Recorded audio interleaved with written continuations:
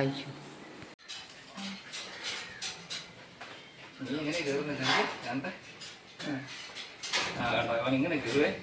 അവൻ ചെരിഞ്ഞ് കയറും. രണ്ട് കൈയെടുത്ത് വയ്ക്കും. അത് കഴിഞ്ഞ് കഴിയുമ്പോൾ കുനിഞ്ഞ് ആ രണ്ട് കാലൂടെ എടുത്ത് വയ്ക്കും.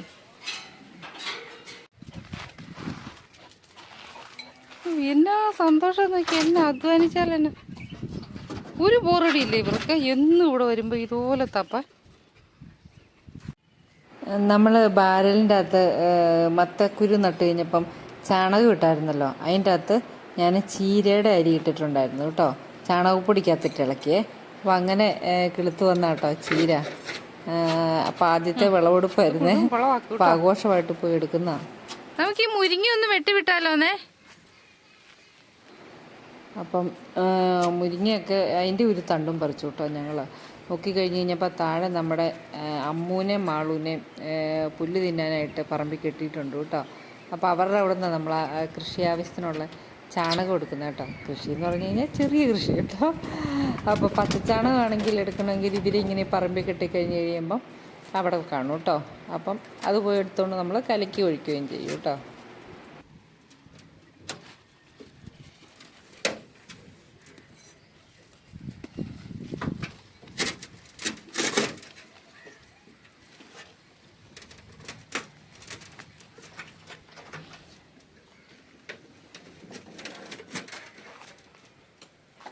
എന്തുവാ ഇതിൻ്റെ ഇടയ്ക്കൂടെ കയറിട്ട് എന്നെ കാണിക്കാനാ? സ്റ്റക്കായി നിൽക്കാനാ? കയറി പോലെ അവരതിൻ്റെ പാട് പോയി കാണും. രണ്ട് എലിയുണ്ട്. മറ വില്ലുപോലെ വളഞ്ഞു നിൽക്കുന്നത്. ഇത് കട്ട് ചെയ്യാം നമുക്ക്. അടുത്ത ദിവസം കത്തി ഇങ്ങോട്ട് വരുമ്പോഴാട്ടെ ഒരെണ്ണം പറിച്ച് നമുക്ക് വെള്ളം തിളപ്പിച്ച് കുടിക്കാം.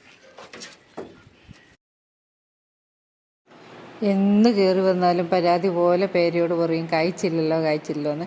ഒറ്റ പ്രാവശ്യം ഒരു പേരയ്ക്ക ഓർണത്തിലുണ്ടായതേ ഉള്ളൂ കേട്ടോ. അപ്പോൾ ഇത് 5-6 ചോടുണ്ടെന്ന് തോന്നുന്നു നട്ടുപിടിപ്പിച്ചേക്കുന്നത്.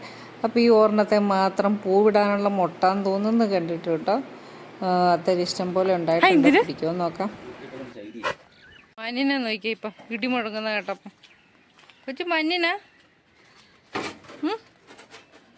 ഗുണ്ടേ.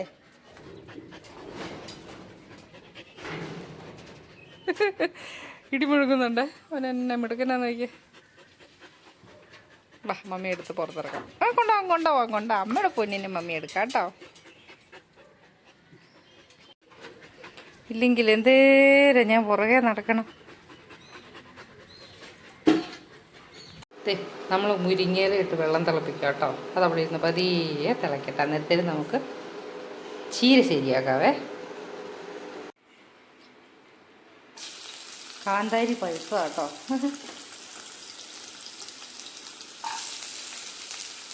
സവാള,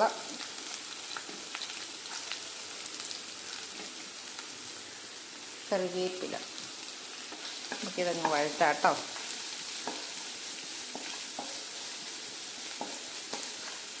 രണ്ട് മുട്ടയും കൂടി ഇതിൻ്റെ അകത്തോട്ട് പൊട്ടിച്ചൊഴിക്കാം കേട്ടോ.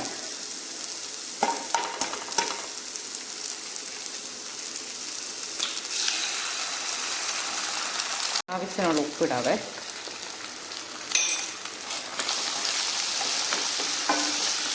നമ്മൾ ഇതിൻ്റെ അകത്തോട്ട് ഈ ചീര ഇടുക കേട്ടോ.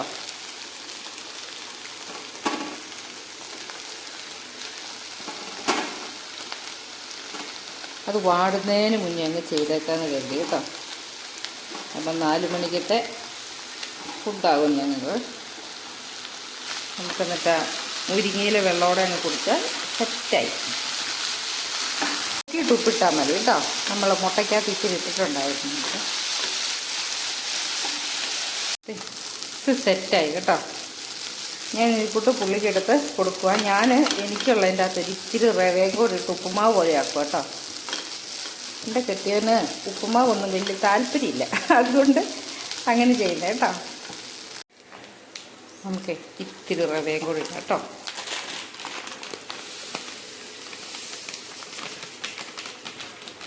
റവ ഇവിടെ അങ്ങനെ മേടിക്കാറില്ല കേട്ടോ. പുള്ളിക്ക് ഇഷ്ടമില്ലാത്തതുകൊണ്ട് മേടിക്കാറില്ല. ഞാനെങ്ങാനും ഇടയ്ക്ക് ഒരിച്ചിരി കൊതി തോന്നുമ്പോൾ മേടിക്കുന്ന കേട്ടോ. അത് 1 കിലോയെ മേടിക്കുള്ളൂ കേട്ടോ. ഒത്തിരി ഇരുന്ന് കഴിഞ്ഞാലേ പോകും.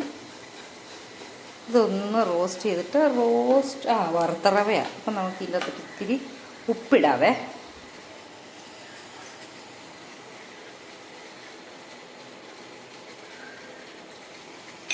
ഉപ്പിട്ട് ഇളക്കിയിട്ട്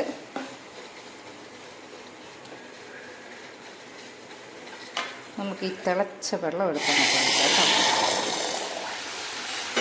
അത്രേ ഉള്ളൂ.